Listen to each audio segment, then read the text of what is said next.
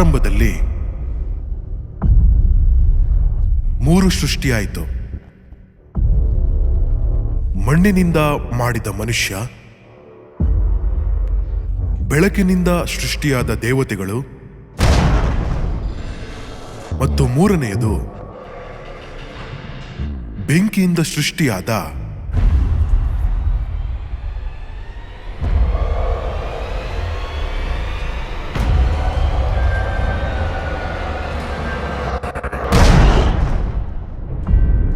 ಅವುಗಳು ತುಂಬಾ ಕಾಲದಿಂದ ಇದ್ದವು.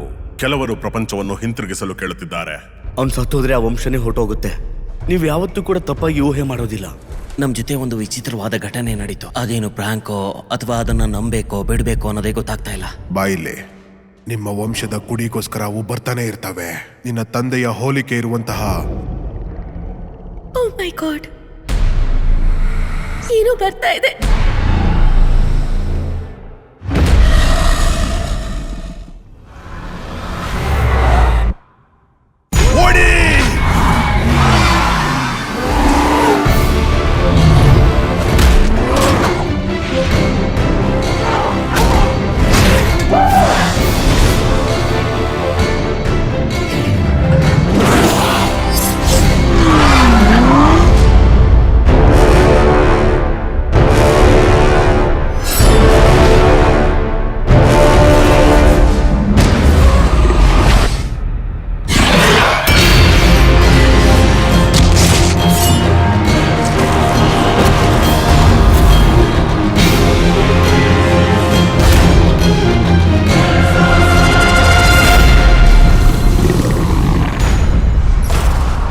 أعوذ بالله من الشيطان الرجيم.